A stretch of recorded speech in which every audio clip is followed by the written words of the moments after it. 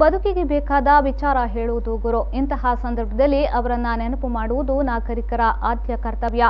ಗುರು ಮತ್ತು ಶಿಷ್ಯ ಪರಂಪರೆಯನ್ನ ಜಗತ್ತಿಗೆ ಪರಿಚಯಿಸಿದಾಗ ಭಾರತ ಮತ್ತೊಮ್ಮೆ ಜಗದ್ಗುರುವಾಗಲಿದೆ ಎಂದು ಶಾಸಕ ಸಂಜೀವ ಮಠಂದೂರು ಹೇಳಿದರು.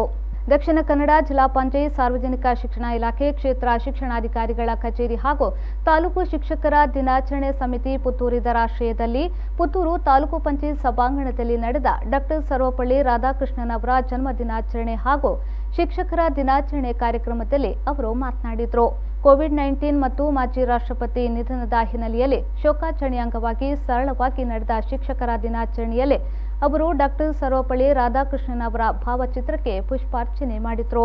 ಈ ಸಂದರ್ಭ ಕ್ಷೇತ್ರ ಶಿಕ್ಷಣಾಧಿಕಾರಿ ಲೋಕೇಶ್ ಸಿ, ತಾಲೂಕು ಪಂಚಾಯತ್ ಅಧ್ಯಕ್ಷ ರಾಧಾಕೃಷ್ಣ ಬೋರ್ಕರ್, ಸ್ಥಾಯಿ ಸಮಿತಿ ಅಧ್ಯಕ್ಷ ಸಾಜಾ ರಾಧಾಕೃಷ್ಣ ಆಳ್ವ ಉಪಸ್ಥಿತರಿದ್ದರು.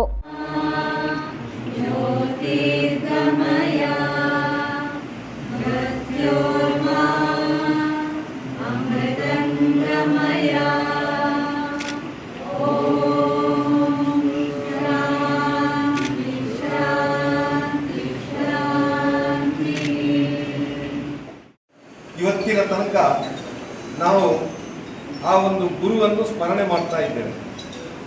ಗುರು ಅಂದರೆ ಜ್ಞಾನ ಕೊಡುವವ ಅಂತೇಳಿ ಬಹುಶಃ ನಾವು ತಿಳ್ಕೊಂಡಿದ್ದೇವೆ. ಒಂದು ಬದುಕಿಗೆ ಬೇಕಾದಂಥ ಎಲ್ಲ ವಿಚಾರವನ್ನು ಹೇಳುವವನೇ ಗುರು.